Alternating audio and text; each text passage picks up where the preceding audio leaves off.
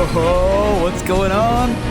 How's it going, guys? This is Steve Larsen, and you're listening to a sweet episode of Sales Funnel Radio.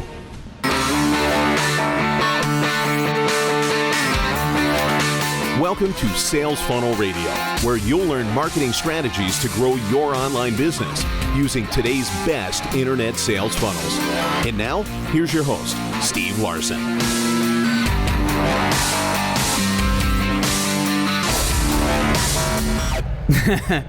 Now, legally, I don't know if I was allowed to include some of the soundtrack from Pirates of the Caribbean, but if the government comes after me, I'll just ask them about their failing business. Oh, how about them apples? Hey, I hope you guys are doing great. Hope you guys listened to that last episode with Alison Prince. That honestly, that was such a good episode. Oh my gosh. Anyway, I thought it was great. Hey, hope everything's going great with you guys. The last little bit here has been crazy busy. Not that that's any different at all than any other time, so I guess I should say everything's normal. But I guess, anyways, it just feels like there's a lot going on. It's because some holidays, 4th of July has been going on. I actually have been able to detach a little bit and take a little bit of a break, which I highly recommend everyone does that every once in a while. It's a weird feeling, but I literally had to not bring my computer with me. And we went to Pirates Cove. What? Russell Brunson, the man, was super nice and did not need to do it at all, actually. But he invited my wife and I to this place in Vegas. I can't remember what it's called, or where was it? Boulder, something like that. Anyways, it's like 30 minutes outside Vegas. Apparently, one of the guys who owns Nu Skin, or is one of the top guys in Nu Skin, he bought up all the old Pirates of the Caribbean stuff and ride stuff from Disney when they shut down the old Pirates of the Caribbean and they remodeled it for the new Pirates stuff.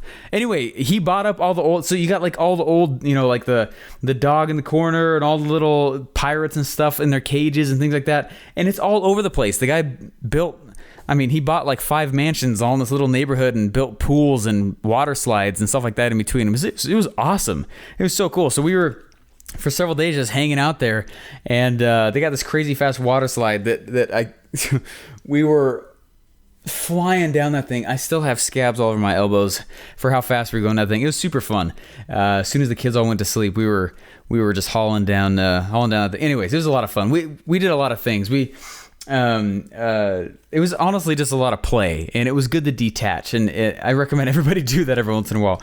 I have a hard time doing that because a little bit of ADHD in my head, but it is anyway super helpful. So my wife and I, though, we drove around, we swam and played, we watched movies, we did nothing. I took a nap. That was the weirdest thing. I don't do that, and it was great. And we went on the Hoover Dam is like 10 minutes away from where we were, so Lake Mead was right there. And we were over at the Hoover Dam, we're like, hey, we should do a helicopter ride over here, and let's go do that. Let's go do a helicopter tour. And so we did. I went and we booked it, and we got we drive over early the next morning for this cool helicopter tour around the Hoover Dam. I had no idea it was that big, first of all. I had no idea.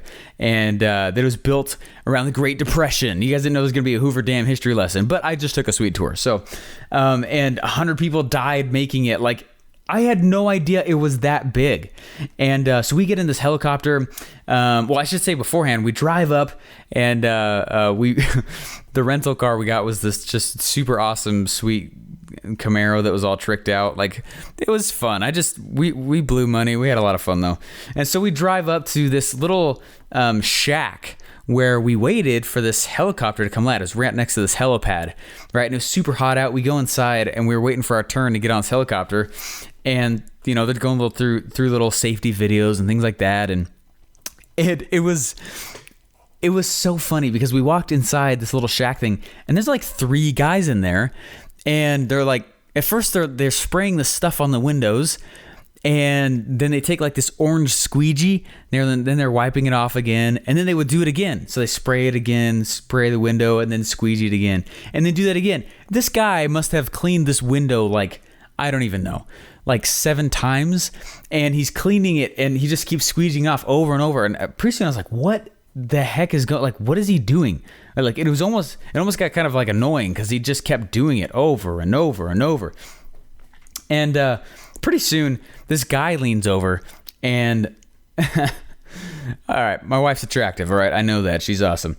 And it always cracks me up when other guys start to hit on her. And that's totally what this guy was doing. And he leans over, and there's no lead in. There's no, like, he didn't set the stage at all. All he does is he turns around while he's spraying this window. It turns out they were tinting the window, and I've never seen that process before, but they were cleaning it like crazy because they're about to put tinting on it just to keep the heat out, because it was like 116 degrees. No joke. It's so crazy hot while we were there. But he leans over and he looks right at my wife and he goes, "I speak 8 languages." And I was like, "You gotta be kidding me. Are you joking? Are you serious? You're hitting at my wife like that blatantly, and you're not self-aware enough to realize that's what's going on. That's what you're doing." And he leans over, he's like, "I speak 8 languages."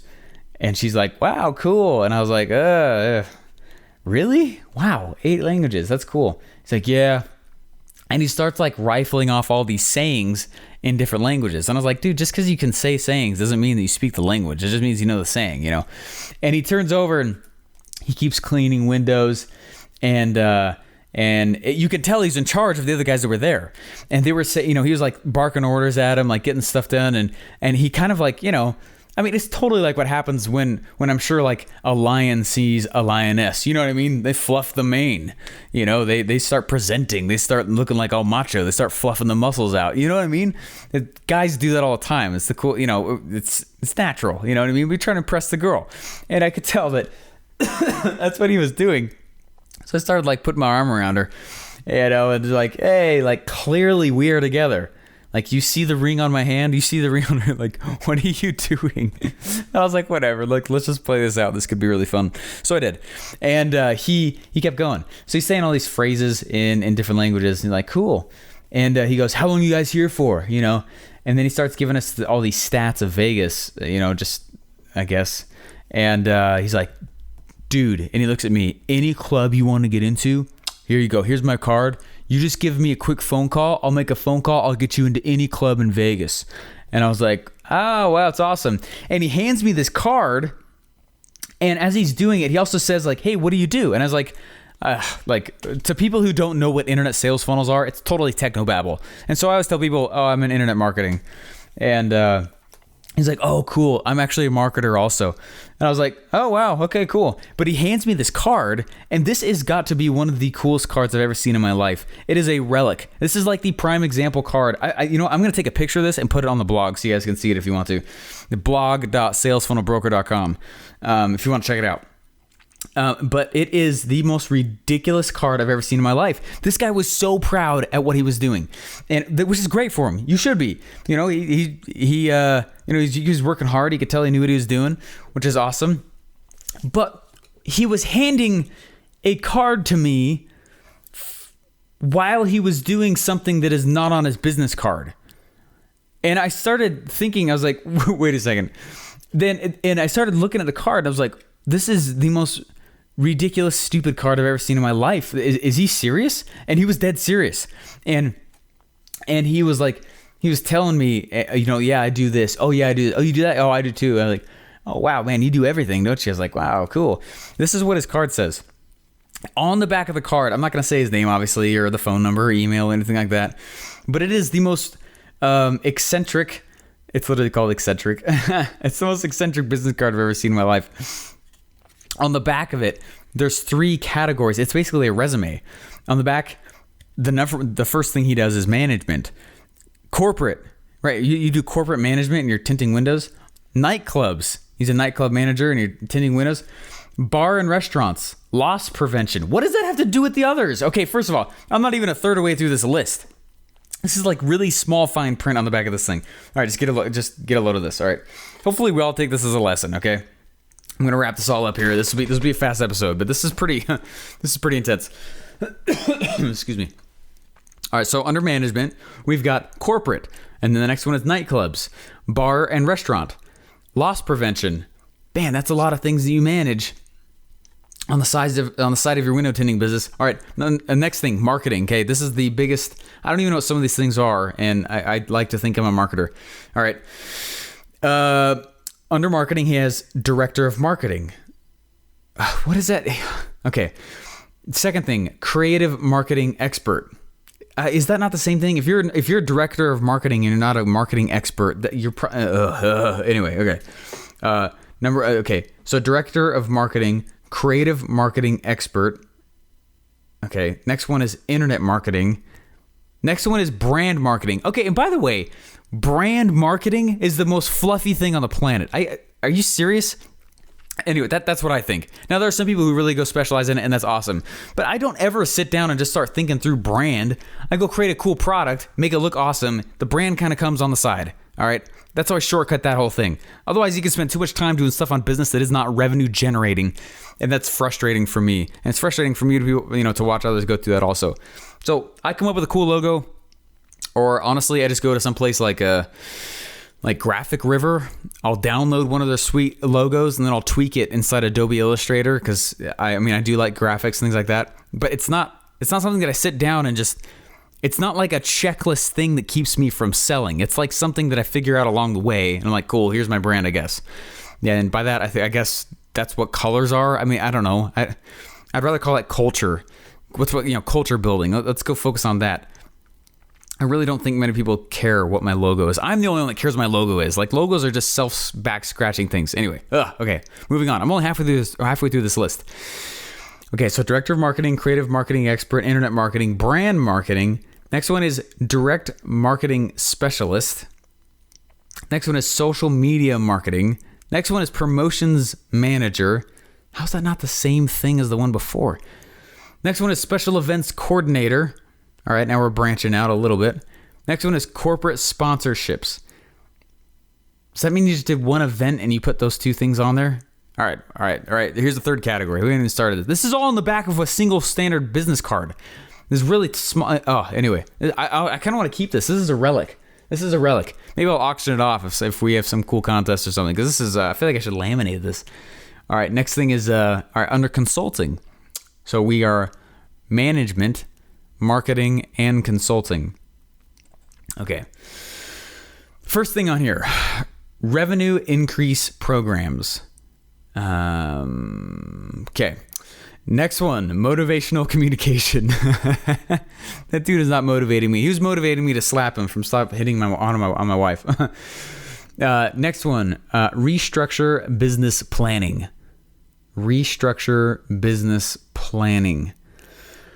Oh man. Okay. On this card also, PowerPoint presentations. Next thing, life coaching.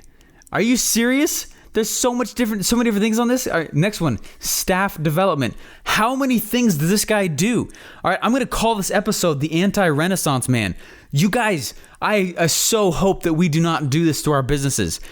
Okay, I understand that we are all great at many things. We are, all right? I love sound editing. It's one of the reasons why I like to do the podcast. I love it. It's super fun because I'm right now inside Adobe Audition recording it right now, right?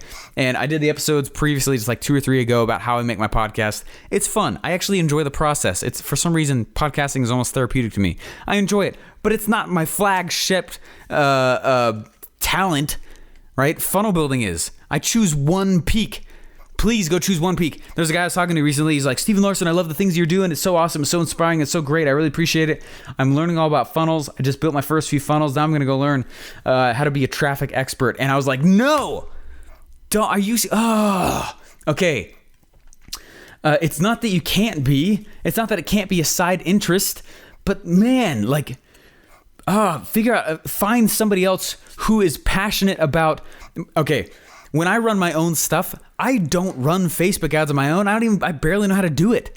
I go find somebody else who made Facebook ads their peak, who made it their summit, the thing that they want to stay on top of and be the top in the world at, right? I go find them, not somebody who's like dabbling in this and that and all over the world. Oh my gosh, back and forth. Like, what do you actually get? It's like Russell says, man, you give people schizophrenia with your offers if you don't know what you are good at. Like the one thing, the one opportunity switch, and then you do a bunch of stacks of things that are related to it, right? From the Extra Secrets book. It's the exact same thing I'm talking about here. First of all, if you hand me a business card with all the stuff that you're doing on it and you're tinting windows, you're probably not making money with these things. Therefore, this whole card, in my opinion, is total crap, right? The whole thing, it's all fluff. This card is a nice card. You can tell it's laminated, or it's a great, it's amazing card, paper, whatever. It's like crazy high gloss. It's really thick. It's a nice card. But man, what a supreme waste of money, right? This is not revenue generating. This right here, this business card, it's not revenue generating at all, right? I've had one business card ever, and it wasn't even mine. I made it for my dad for his own webinar. That's it, right? It's because it's not a revenue generating activity. If you want to contact me, gosh, there's a ton of social media profiles I can direct you to, right? There's a lot of ways you could get in touch with me. And some of you guys disagree because I know a lot of people are trying to get a hold of me. So I've had to build more and more walls and try and figure out who's actually serious and work with those people. You know what I mean? It happens. And you'll have to do it too at some point. But man, please only focus on one thing at a time and only make one of your skills your main thing that you're going to go climb a mountain on, right? I think I've told the story before. I got so frustrated. It was about 4 years ago. About 3.5 years ago, I got so frustrated with what I was doing. I realized that I had been learning and not executing, and I was stuck in this education loop, right? And I was focusing just on learning, and yeah, you know what? Sure, I maybe I could say brand marketing. I've made logos before. Yeah, maybe I could say promotions manager. Maybe, I don't know. I've run a Facebook ad before. It wasn't good. Social media marketing. I've posted stuff before. You know what I mean? Every single one of us has got multiple skills inside of our wheelhouse, but that does not mean that it's the flagship thing of my business. Or it's the same thing with you. Don't do that. And it's so funny because finally I was relieved when we were talking to this guy, and I was just trying to like get away by he went on for like solid 10 minutes, which is forever. And he wouldn't stop. So I literally was like, hey, I forgot something in the car or whatever. And we walked away, and the helicopter came. We got on the helicopter. We were flying around the Hoover Dam. It was so cool, and came and landed. And I like threw the little life jacket thing that they make you just hold while you're in there back in that room, and walked away as fast as I could because I did not want to start another conversation with the guy. Do you think there's any chance at all I'm going to call this card? It's like, heck no. Like, choose something, or at least don't barf all over me. If you're doing a sale, it's so true. When I was doing telemarketing, when I was doing door-to-door sales, whoever does the most talking is usually the one who loses. And the dude lost so hard. Oh my gosh, he barfed all over us. I still don't know what he does besides window tint. I don't know what half the things are on this business card. Anyway, just choose one thing and be good at that one thing. Outsource the rest, right? Every one of us has, is it Dan? I'm gonna misquote it. I'm so sorry. Sullivan? Maybe I'm mixing up names. Dan Sullivan? Anyway, I think he's the one that talks about every one of us has unique abilities. You have this unique ability to do something in a way that nobody else can do it. Just you. And it's the coolest thing. It's this amazing gift that God has blessed you with, right? That comes to you more naturally than anybody else, right? Funnel building, right? Systems and automation, little details, things like that. Those things come to me extremely naturally. And I know that for a lot of other people, they're like, I can't figure out how to put this thing together. I don't know how to do the funnel. I don't know how to do X, Y, and Z. And I realized like, wow, I'm kind of good at this stuff, but number one, which is awesome, but number two, I kind of want to plant my anchor here. And after several years of trying stuff, right? I called one of my previous podcasts. I said I was the 7-year overnight success story. After several years, I was like, you know what? I think I found it. I'm going to plant my anchor. I'm going to drop anchor right here, and I'm going to say no to everything else. And I started doing that, and it was awesome. And things started happening. And you can't brand yourself if you've got several things going on. And I was like, I'm going to brand myself as a funnel guy, and started building for free for all these people. And that's really when everything started happening. When before I did that, it was like someone would walk up and they'd be like, hey, got this cool thing. And I was like, sweet, let's go do it, right? Because I thought that's what it meant to do business, right? Deals. You do deals. That's what business is, right? That's totally like the Trump way. If you ever read any of his books, business is just deal making all the time. And I actually don't think that's true. I think that you do one deal, 2 deals, unless that's your thing. But whatever it is, you're just doing one thing, though. It's not multiple things. Just choose one thing, do that one thing really, really well, and outsource or figure out a way to get around the rest of it, and everything's going to go a lot better for you. So anyway, that was a long story. And I said I was going to be short podcast, but I think I'm going to take a picture of this thing and put it on the blog, because that is just, it's completely a relic. I feel like I should almost make a t-shirt out of it. This is quite the card. And I am thoroughly impressed by the level of depth. Like, who was it that said, it's one of the quotes I have written on my wall. I've got all these legal sheets all over my wall, and I write quotes on them. I could have swore that one was on my wall. I'm looking around my wall. Anyways, it basically is that every time you open your mouth, you're either creating value or making noise. One of the two. Yeah, it's not both. It's one or the other. And this card is all about noise. And make sure your marketing is not all about noise. Don't say you do this and this and this and this and this. That's the equivalent of a website. That's why funnels work better than websites. It's one thing. Anyways, I think I bit a dead horse on that one. Hey guys, hopefully you're doing awesome. You're all rock stars, and I will see you in the next episode. Bye-bye. Thanks for listening to Sales Funnel Radio. Please remember to subscribe and leave feedback. Want to get one of today's best internet sales funnel for free? Go to salesfunnelbroker.com/free funnels to download your pre-built sales funnel today.